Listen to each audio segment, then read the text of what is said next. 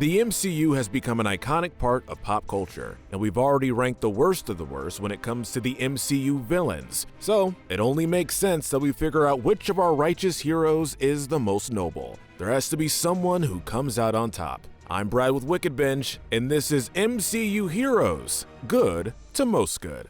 I am inevitable. For this list, the heroes in the MCU that have done greater heroics will be given a higher ranking, while those that have strayed from good or have done questionable deeds will be ranked lower. We'll also be including some characters that haven't been given the title of Avenger, but have helped to defeat the enemy and protect the public. So let's start at the bottom with the least heroic hero and work our way up.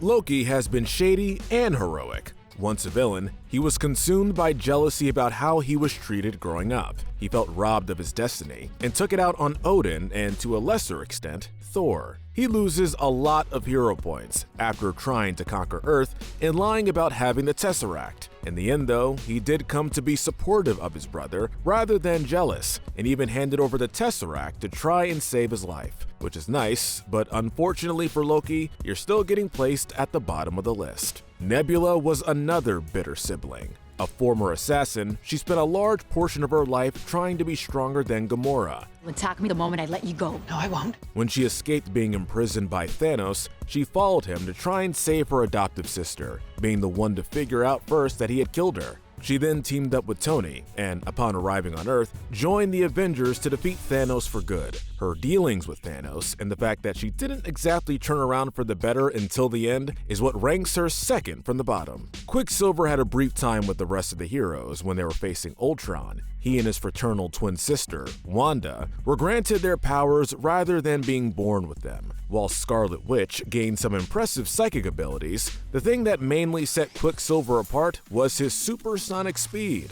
He had a grudge against Tony Stark, joining Ultron to take out the man who he blamed for the death of his family. He switched tactics, helping the heroes take out Ultron once he realized the true plan at work, but lost his life shortly after. He wasn't around long, but his sacrifice did help them in the end. Bucky was initially a soldier before he was made a villain and then honorary Avenger. He was an excellent second-in-command to Steve when he began to really take the role of Captain America. He nearly lost his life after a confrontation with Hydra and spent years afterward being brainwashed and manipulated. We dock him some points due to his actions during this time, but we also understand them. We sympathize that it was frightening to realize what happened to him and having to confront people like Tony and T'Challa that he had a hand in harming. So, we give him a lot of credit for stepping up and fighting alongside Wakanda and the Avengers to take on Thanos and his forces. Mantis was a sweet woman. She was able to gather a lot from others by feeling their emotions and using it as a tool to learn about leverage or gain other information. She's often seen connecting with people on a very personal level and confided in Drax about her insecurities. Some were upset at her feeling Thanos' pain and having them realize Gamora was dead, but she was feeling the same pain he was, and vocalizing it was a normal reaction to have. Clint, mainly known as Hawkeye, is next. He isn't as glamorized as the other heroes tend to be, but he's straightforward in everything he does. He does his best to look out for his family and his team. He was the one that tried to hold Scarlet Witch back from conflict, provided a sort of safe house for the team when they needed to regroup,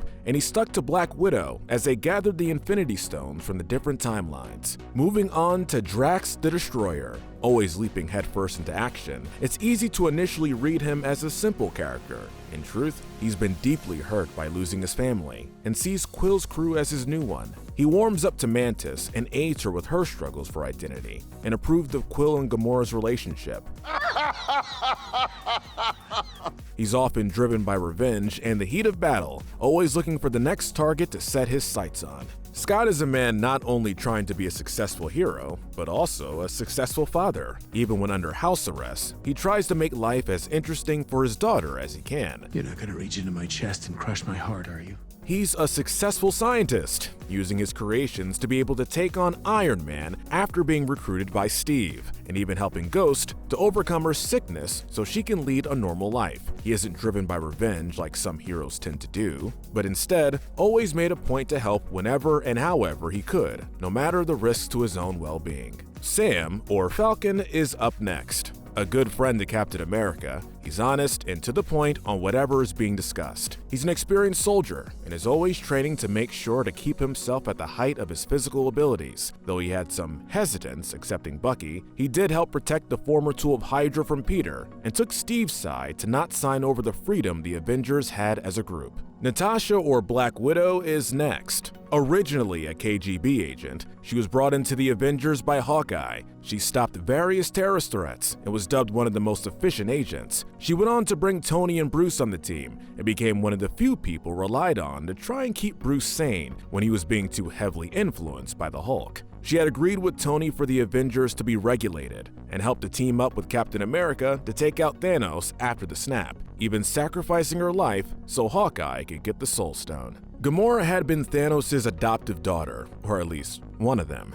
She had a hard childhood, with her planet being a victim to Thanos and his method of killing off half the population. She had a conflicting relationship with Quill in the beginning, seeing him as carefree and unable to be reliable in dangerous situations. But the more the man and his team grew on her, the more she developed, able to see Nebula as more of a sister than an enemy. She knew of Thanos and his high expectations of her, and begged Quill to kill her so Thanos couldn't use her. I want you to promise me. Rocket was the result of experimentation and tends to enjoy adapting other things around him. He's abrasive at first, but for the most part, he does have a softer side. He raised Groot and was visibly shaken when Groot disappeared at the snap. He offered a sympathetic ear to Thor when they went to try and defeat Thanos with a new weapon, even giving the man an eye to use. Shuri is not your garden variety princess. She's a genius, a warrior, and a devoted sister. You can do this, T'Challa! She was the one to remove the Hydra programming from Bucky's mind, and was the one entrusted to remove the Mind Stone from Vision. She makes an impressive display of fighting off the enemy while still working to separate the stone from Vision,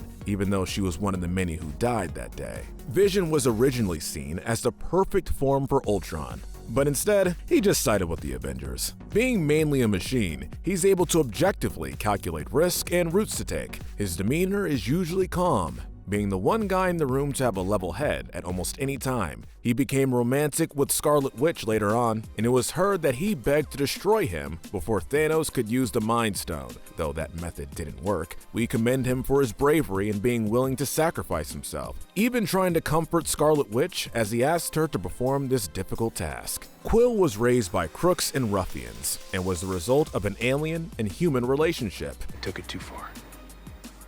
I meant trash panda. It led to him having a fond appreciation for Earth, having some distant memories of the planet before his abduction. When he ran into Tony, Peter, and Doctor Strange, he teamed with them to help take on Thanos. It's heartbreaking to see him react to losing Gamora, and we understand his lashing out. It just would have been nice if he held back just a few more moments. Of course, we have to keep in mind that this was after having to take on his biological father and lose the man he saw as a role model. Star-Lord really can't catch a break and only wanted to be able to provide a comfortable life for himself and the crew he saw as a family. Thor, though being able to harness the power of thunder, is one of the more approachable heroes. He approaches situations with a sense of humor that catches others off guard and is always willing to seek out aid from others. Even after being hurt by Loki, he believed his brother was able to be redeemed and was one of the few to trust his brother. He took a liking to Quill and his team, teaming with Rocket and Groot to arrive on Earth and fight alongside the Avengers and Wakanda to take on Thanos. He was the one to recruit Doctor Strange, trusting the man's abilities to use the Time Stone. Fury was the one who founded the Avengers, being inspired by Carol. He's no nonsense and takes on each challenge head on. Not only is he a deadly force to be reckoned with, but he's quick to pick up on threats. His quick thinking to call Captain Marvel led to the team receiving a lot of aid from her as they faced Thanos again. He was the one to approach Peter after Tony's passing, and always pushed the Avengers he recruited and trained to always strive to be stronger for each conflict. Rhodey the War Machine was a hero long before he put on his own iron suit. He was an officer of the United States Air Force, and his experience with the military landed him a position with Stark Industries. He befriended Tony and stood by him when the man suffered from PTSD and was trying to figure out how to be a hero. He was an example of loyalty and morality that is admired in a man who had seen conflict. He helped take out Ultron, stood with Tony to challenge Steve, and even after he was severely injured, he approached life with determination and a sense of humor. Yes, this is Tony Stank. Okoye is a brilliant example of loyalty and strength. Though initially conflicted on who to protect, she took to aiding the rightful king rather than the imposter sitting on the throne. She is a respected aide for T'Challa and is one of the strongest of Wakanda. She was on the front lines when Thanos' minions attacked and continued to fight even after T'Challa disappeared with the snap. She briefly served as an ally to Natasha until life was restored, and she returned to protect her beloved Wakanda. Groot tends to change drastically on how he interacts with people based on what age he is at that moment. I am Groot. But overall, he's caring and very protective, and he's so damn lovable. He sees Rocket as a father figure and is always willing to sacrifice himself for others, be it using his body as a shield or removing part of him to create a new weapon for Thor. T'Challa is the respected ruler of Wakanda and noble Black Panther. He was initially driven by thoughts of revenge, seeking out the Winter Soldier he thought was responsible for the attack that killed his father, but he decided not to let revenge consume him ever again. Black Panther learned from his mistakes, and this allows him to ultimately become one of the greatest heroes. He was the first ruler to be willing to share the advances of his city with the outside world, and took in Bucky to help the man once he was regaining his memory and breaking free of Hydra's control. And he always made the lives of civilians as his priority. Ultimately, T'Challa initiates programs dedicated to providing aid to the needy in foreign countries as early steps to reduce Wakanda's isolation.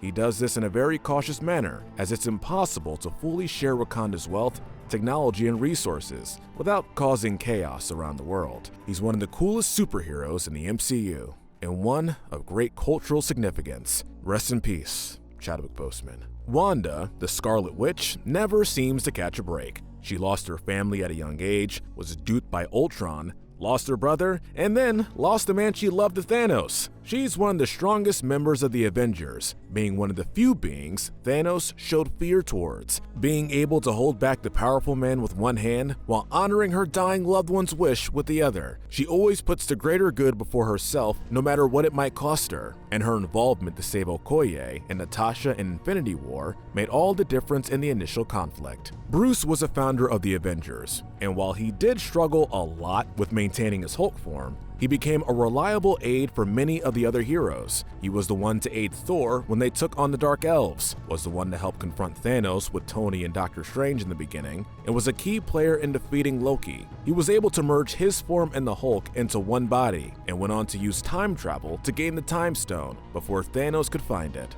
Doctor Strange, while once a fast and loose kind of guy, eventually became a master of the magical arts after seeking help to treat his hands. He refused to be labeled as an Avenger, seeing the group as beneath him, but came around to helping take down Thanos. He offered up his stone only because there was no other way to defeat the man, seeing the future where Tony saved all of them in the end. Carol, while not dubbed the original Avenger, was the inspiration for the program. She was a soldier for a number of years on an alien planet, having lost her memory and been brainwashed to fight an enemy that wound up not being an enemy. After arriving back on Earth, she realized she had been lied to and fought to harness her new power, fighting against the people she once served in order to protect the aliens that begged for her help. Captain Marvel was the one to find Tony and Nebula and assisted the Avengers in fighting Thanos. Steve Rogers took up the shield as Captain America and was dubbed to be the first Avenger. Growing up, he tried his best to stand up for others. He tried enlisting several times, despite having a ton of health issues and a weak frame. Sorry, son. When he was finally accepted to participate in training, he was looked down upon, but he never let it frustrate him. He even lunged himself on what he thought was a grenade ready to explode, just to save his fellow soldiers. When he was unfrozen, he was glad to step up and help be a role model for the newer heroes coming in. He had a ton of conflict with Tony over the years, even going against him and leaving the Avengers. But when Thanos became a threat, he put his disagreement with Tony and some of the others aside to take on the man and his army. All in all, Captain America's noble, chivalrous, and incredibly idealistic. A hero who really believes in doing the right thing in any situation. He's also loyal and principled in every aspect of his journey.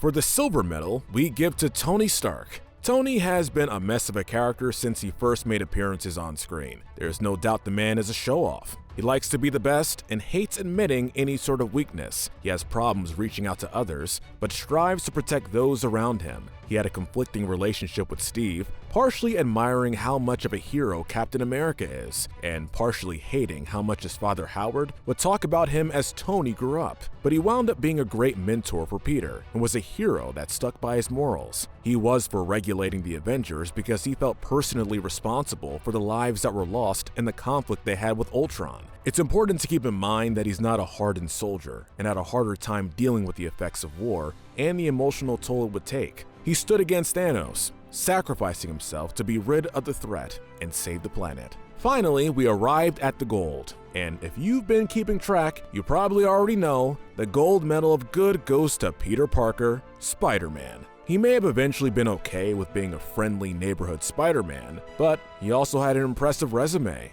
Oh, this is nice. Super strength, heightened senses, and a bleeding heart. These traits gave him as much help as they did trouble. Stan Lee himself once said that the only reason Spider-Man couldn't lift Thor's hammer was because he was unwilling to take a life. He saves Vulture from exploding, earning the villain's silence about his identity. He spent every moment trying to live up to the legacy Tony left behind, seeing the man as his idol, and tried to comfort Tony as he slowly disappeared from existence. When it comes down to it, Peter Parker's sense of right and wrong, loyalty, and overwhelming idealism is what lands him the gold medal. But what do you think? Who do you consider the most good among the Marvel heroes? Let us know in the comment section. Don't forget to hit that notification bell and binge our Good to Evil playlist, where we break down the morality of the characters in your favorite cartoons, shows, and movies. But most importantly, stay wicked.